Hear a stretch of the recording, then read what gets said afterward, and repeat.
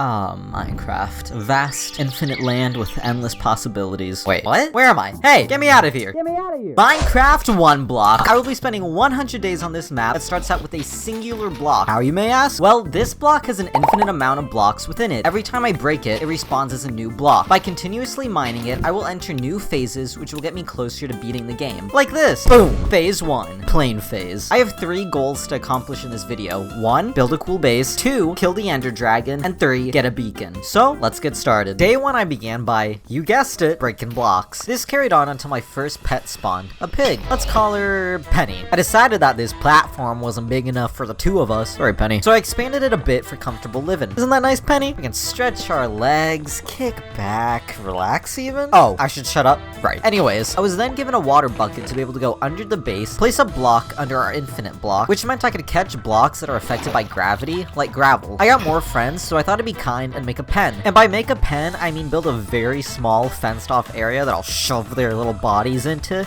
to keep them safe for me to eat later. But look, I kept the gate open and none of them even tried to leave, so they like it, I think. I then made a small tree farm and a small farm. After getting more animals, I was upgraded to the underground phase. On day 2, I kept mining blocks till my first mob spawned. I'm a pretty high level gamer, so I dealt with them pretty easily. This inspired me to build a small mob platform. I expanded my tree farm to be more efficient, then got back to mining. My first creeper spawned, and like I said, pro gamer and all, oh, he blew up. That was a learning experience. If I mine from all the way back here, I won't freak out if a creeper spawns. The phase upgraded to tundra, which meant mining a lot of snowballs. I was also able to collect enough iron to start making some tools.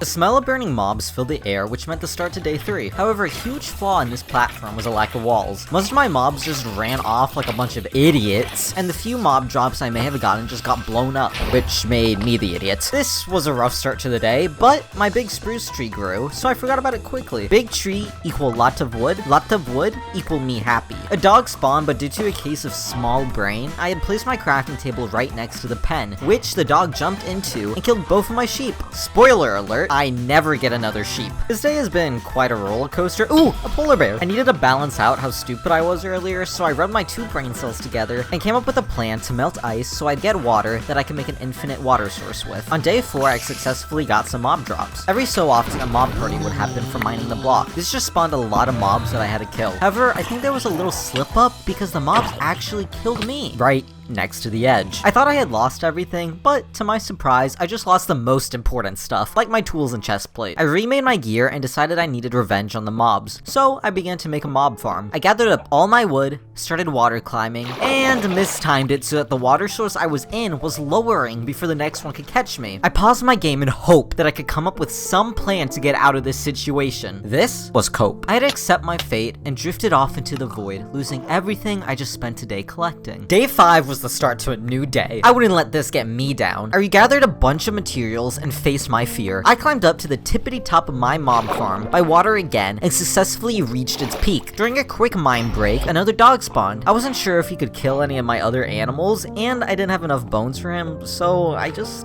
awkwardly shoved him off. Yes, I felt bad about it. I continued to build my mob farm into day 6. These water zombies with tridents almost killed me again, but dying again would be pretty silly. I've learned my lesson. Another day passed, but I finally finished my mob farm, which worked really well. Too well. A creeper somehow exploded in the mob, destroying it. I hopped in for a split second to grab the loot, but a kamikaze bomber flew down, shooting me off the edge. I caught my water and climbed up to mobs continually dropping down. I fought my best, but was defeated by a skeleton, sending all my items straight down to the void again. This void is eating good. Wait, what is that?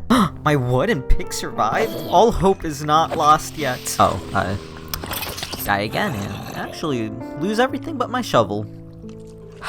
But no, everyone has that moment in life where you hit rock bottom. This was that moment for me. But we as people aren't defined by our failures. We're defined by how we react to them. As Goku once said, growing old and passing away is part of what makes being human beautiful. That doesn't really apply to this situation, but it motivates me anyways. The dawn of a new day. Day 8. Now, you may call me stupid. You may even call me a poopy head. But what I'm not is a giver-upper. I got right back into it, mining blocks, making tools, grinding. Yeah, that's right. I'm on my Sigma grind, baby. I finally accepted my situation. I couldn't fix the farm from down here, so I went all the way up to light up my mob farm so that I wouldn't be killed yet again.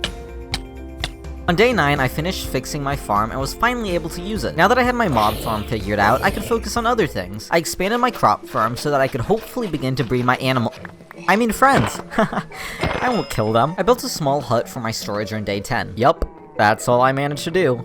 I'm a slow builder, okay? Anyways, now that you're done bullying me, we can move on to day 11. I added a section for carrots and potatoes to my farm since I knew I would want to trade with the farmer eventually. Pretty excitingly, I got a panda. I love these guys, they're so goofy in real life. Just rolling around, absolute vibe kings. I wanted to start my base, so I got to farming dark oak, the most beautiful wood in the game. Day 12, I started my base. Like I've said, slow builder. I have part of this build pre-done in creative, so I wouldn't be completely lost here, and yet, this is still all I've gotten done. The realization that I have nowhere near enough materials to finish this hit me, so I got demotivated and went to build a sugarcane farm instead. A very small sugarcane farm, sure, but hey, sizes and everything. 3 is plenty. 3 sugarcanes tall, of course. Today I spent a lot of time mining my one block. See what I did there?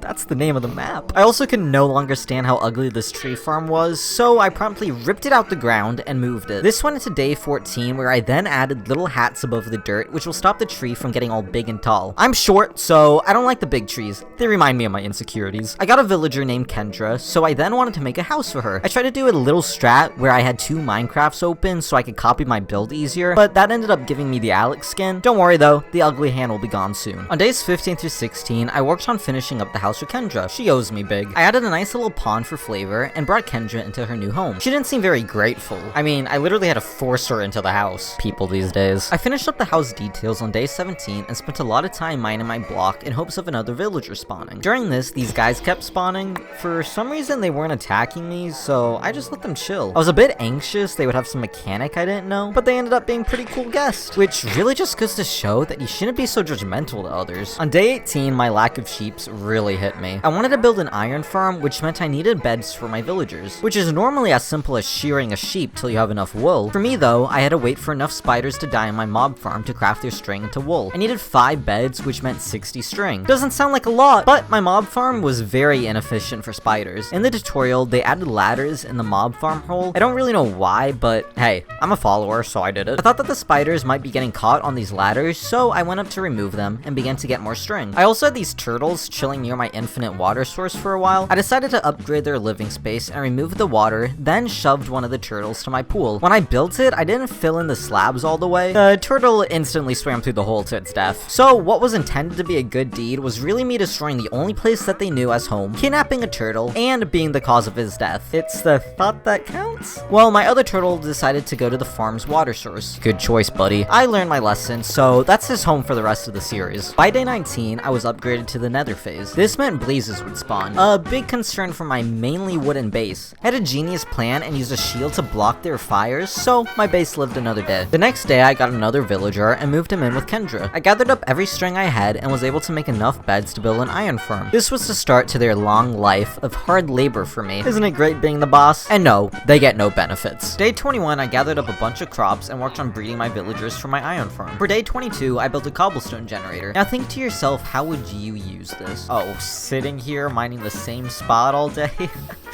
You're so silly. The most effective strat is to let the lava fall down to the void, then send water after it, which will make the whole long stack turn into cobble, which means you can just mine it all quickly, rather than waiting for the lava and water to kiss. Look at this speed, baby. I took a trip to the nether on day 23 and found a bastion. This ended up getting me some cool loot, like these golden carrots. Yummy. Yummy food. That reminds me. My cattle. I decided I really needed to up the breeding of my farm animals, so I built separate pens, which were also larger for, added comfort or something? I then realized something critical. Iron farms need to be far away from other blocks, or the iron golem will spawn anywhere. Look at this! I have to manually kill him when there's a kill chamber right there? Quite ridiculous if you ask me. Next day, I rebuilt my iron farm. The problem though was that my villagers were down here, and I had to get them up there. Moving villagers around is one of the most painful tasks that you can do in this game. I made a rail system up to the farm and began to slowly move the villagers by boat and then by rail. This took all the way from day 25 to 27. Pro tip, use F3 plus B to see their hitboxes so you can destroy the boat and not smack the villager. As much as I'd like to hit the villager right now, if you do, they start to freak out, making them hard to control. Once I finally finished, I ended day 27 by closing the roof of my previously iron farm turned villager trading post. outpost. Villagers can open doors, so I had this brilliant plan to block them in. One problem though, I didn't realize villagers can climb ladders. In hindsight, this was an awful design. I could just put a fence gate, simple as that. But, well, I never claimed to be smart. So, one of my villagers escaped and was somehow even stupider than me and walked off the edge. No worries though, I was able to kidnap a villager from my iron farm and safely boated him down to the house for more breeding.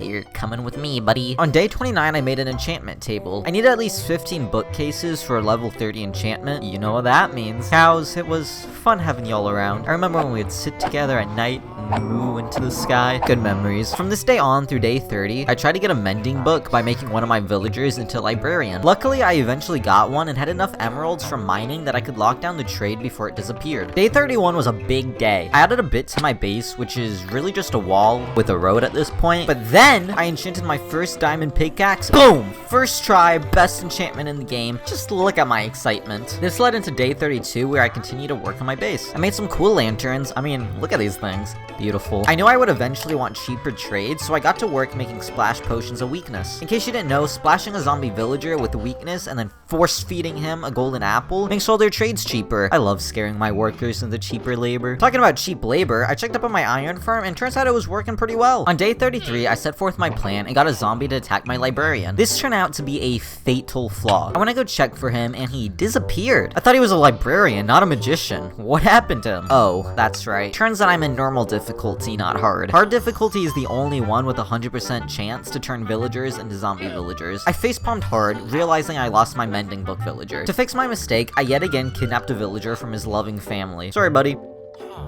Day 34, I had killed a zombie out of grief, which meant I needed to get another one. I built a small mob room, which ended up not working somehow. I was pretty dead set on getting these villager trades cheaper though, so I stalled all day waiting for night so that a zombie would spawn. It didn't. Around this point, I noticed I was only on day 35 with over 11 hours of footage. I initially thought I wouldn't be able to accomplish my goals if I slept, but I needed to sleep in real life instead of playing for a full 33 hours. So from this point on, I'll be mostly speedrunning these days. Throughout today, I worked on getting another mending villager. Once that happened, nighttime rolled around and I brought another zombie into their home. With that all done, I hung up the old work coat and hit the sack. I turned the villagers into zombie villagers and trapped them all in boats so that I could easily group them together and splash them with weakness. After I fed them a golden apple, I went to work grinding. My iron golem was still around, so when the next mob party hit, he did his job and smacked them up. Genuinely really helpful, so shout out to him. Let's name him Greg. Greg was beefing hard with the mobs in my mob farm. Luckily, despite his long arms, he couldn't hit them, so I was able to gather a bunch of levels in an attempt to get an infinity book. After using all my levels and not getting what I wanted, I decided to change paths. Sometimes one road doesn't work, and you need to take a different approach to clear your head. So I got to work on copying over my wall to the other side of my path. After day 38, the great content drought of 2023 happened. I had filmed for over 2 hours and then went to check my recording to see all that was recorded during this session was the Minecraft start page. GG, unlucky, no re, -10, L. I'm really sorry. Luckily, not much happened during these days. I added to my base, terraformed the grass a bit, and I hated how ugly my path looked, so I started to change the floor slabs to spruce and change the height levels to add some variability. On days 49 to 50, I was mining through the ender phase. This meant endermen kept spawning, but for some reason, no matter what, they wouldn't attack me after I hit them. I'd look them dead in the eyes, they'd chase after me, then I give them one little smack, and they were like, hey, no biggie, man. Yeah, my bad,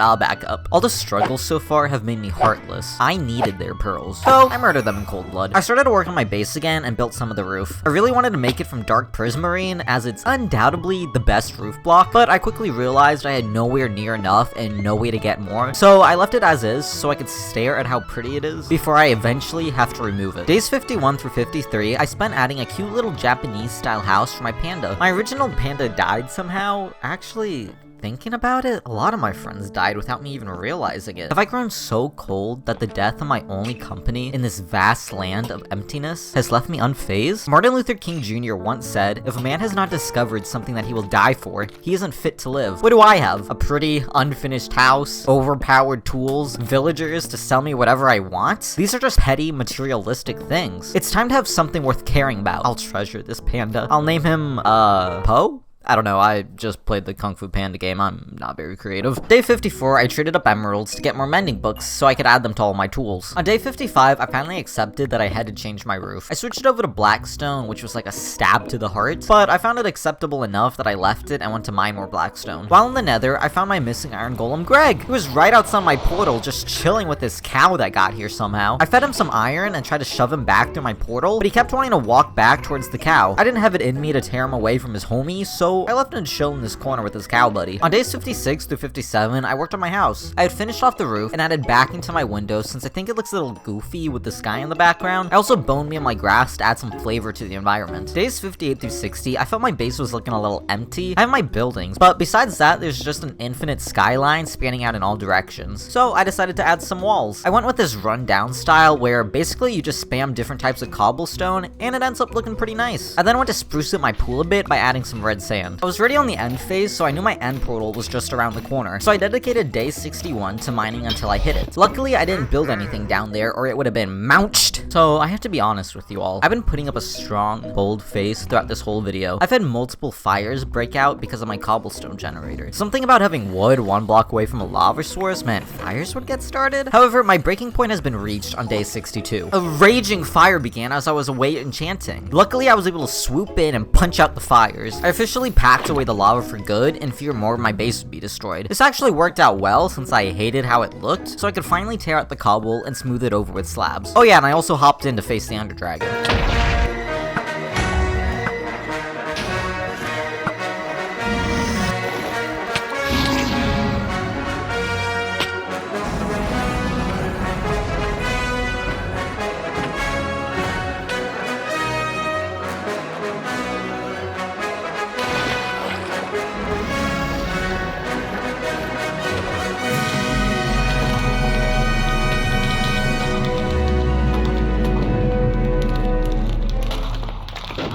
This video took a lot of work, over 25 hours of recording, 600 gigabytes worth of footage, and a whole lot of editing. So if you're enjoying the video so far, please consider giving it a like and hitting subscribe. Also, let me know what you think of this video in the comments below. Thanks! I love elytras. I truly don't know how I survived in Minecraft before them. In fact, whenever I play a normal survival world, my first task is to speedrun the end just to get a pair of elytras. So I did exactly that on days 63 and 64. The worst part about elytras is finding elytras. Walking thousands of blocks, building across the void, the chance that your end city won't even heavy, but oh hey, there it is. I didn't find any cool loot I cared about, but I did manage to kill a bunch of shulkers,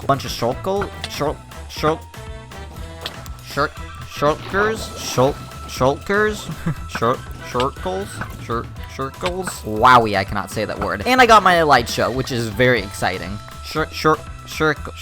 Circles. I have speech impediment. On day 65 through 66, I began to collect materials for my Enderman farm. Yeah, really boring process. We'll just skip over this. The next day though, I ran into a hiccup in the process. I needed a lot of carpets, and I still had a severe lack of sheeps and not nearly enough string. I went back to my villagers and noticed that my Fletcher doesn't have a wool trade. That's odd. I made a Fletcher specifically for that reason. Yeah, it turns out a shepherd is the villager with wool.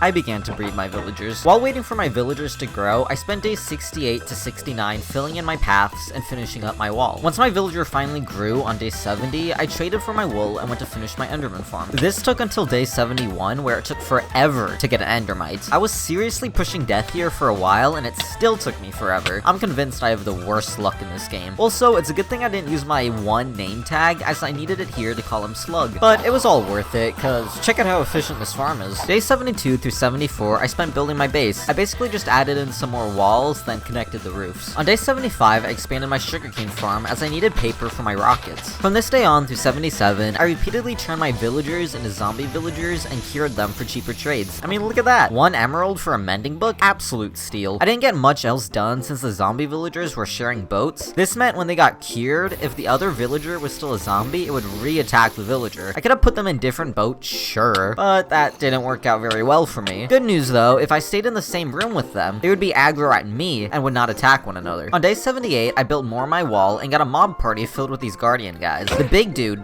no offense, hit me with 5 minutes of mining fatigue. That's what cows are for. On day 79, I kept working on my wall and really wanted to replace my torches with hidden light sources since a bunch of torches spammed everywhere kind of ruins builds. However, I couldn't think of a nice way to do it, so I kind of frolicked around all day. I had a common theme of wanting more dirt throughout the days, but mining the block wasn't a very efficient way of getting it. I did some research and actually found a way to duplicate my dirt. All it took was combining 2 dirt with 2 gravel, which I could farm from the nether. This made 4 coarse dirt. Then I had to till the coarse dirt with a hoe, turning it back into normal dirt. Rinse and repeat, I could get 60 for dirt from only 2 in no time. On day 81, I wanted to make my nether portal look a little nicer, so I made it run down in the same style as my wall. I'm a big fan of the ruin look, if you couldn't tell. No, it has nothing to do with it being one of the easiest building styles in the game. Now that I had a way of getting a lot of dirt, I spent days 82 and 83 abusing this using this game mechanic. On days 84 through 86, I built a spot for my enchantment table. Oh, I already have a spot for it? Yeah, look at it. A couple wood slabs slapped next to my mob farm. Disgusting. This one is tricked out with, ooh, carpets hiding my glowstone? Which I wanted to put here, but for some stupid reason, carpets block the enchantment table from reading the bookcases, meaning I could only do low-level enchantments. Also, look at this tree. Wow, amazing. On day 87, I finished up that building and worked on a cute little fire pit next to it. Little things like this, even though they have no real purpose, are really what brings your base together. I spent day 88 brainstorming ways to replace my torches and settled on these little guys. Not the best in the world, but they'll have to do. On day 89, I mapped out the flooring for my house and made this lamppost. Now I can remove like 2 torches. What a score. Days 90 through 91, I added some ambiance by putting pumpkins around my base, just a touch of color to lighten it up. I also noticed a lot of my little touches were on one side of my base, so to balance it out, I decided to add a well next to Poe's house. Day 92, I put in the actual flooring in my house and walled off some areas. The worst part about builds with depth is that you have to cover it all up since it tends to be really ugly on the other side. I then added in some chests for more storage. Instead of item frames, I like to put the block that will be stored in front of the chest. It just ends up looking a little cooler once it's all done. I realized I was still missing out on one of my goals, a beacon, so I got right to work looking for another fortress. I got all 3 wither skulls through days 93 to 94 and returned home. On 95, I built a platform to fight the wither on, a way too small platform. I didn't realize quite how big his explosion was, so he instantly blasted through all the layers and floated straight down to the void. I had a genius plan and wanted to perfectly time my descent to his death so that I'd catch the nether star right as he died. Who do I think I am? In reality, this was me shooting myself straight into the void, almost causing me to die. I almost gave up on my goal as I didn't think I would have enough time to get more skulls and build a big enough platform in the overworld to fight him. So I thought to myself if I would rather fail my goal or accept having to choose him. I put on my game face and got back to the nether to collect more skulls. Actually happened pretty quickly this time, so I was able to return home on the same day. On day 97, Greg decided to come home. He almost died in the cobblestone, but I got him out and fed him some iron. He must have had a fight with his cow friend or something. Hopefully they'll patch it over. But then I went to the end to fight the wither. Big mistake. This was truly one of the worst experiences in Minecraft I've ever had. Apparently no matter what you do, the wither will focus on attacking the endermen instead of you. Sad to say, I died a couple times. Him not aggroing me would be one thing, but for some reason he always focused on the enderman as far away from me as possible. His movement also became super erratic, so it's hard to hit him with the bow. I also can't catch up with him when he's in the close combat phase since he's quicker than me, but I finally managed to take him out. Do not fight the wither in the end. Now that I had a beacon, I needed a bunch of ore blocks to build it, 164 to be exact. I had a good amount, but nowhere near enough for a full beacon. So on days 98 to 99, I got to work on mining gold nuggets in the nether. Also, while here, I noticed there was a nether fortress way closer to my portal, like a couple hundred blocks away, rather than over 1,000 like the other one I kept flying back and forth to. But whatever, that's behind us now. I'm not even a little annoyed. Day 100, the final day. I was really pushing my time now, but I finally managed to collect just enough gold for a full beacon. I ran back to the overworld and looked around for a good place for my beacon. I didn't really have one, so I just chucked it over my storage since I thought the beacon beam would look good in my thumbnail, which didn't even make the final cut. I took one more look around our base and was proud of all I was able to build. Oh, don't look at that. I guess the rest of the 3 walls of my house is more of a 200 days project. Actually, thinking about it, I didn't kill a single pig this whole time. That means our girl Penny from the beginning is still alive. Anyways, thank you all for watching. Subscribe!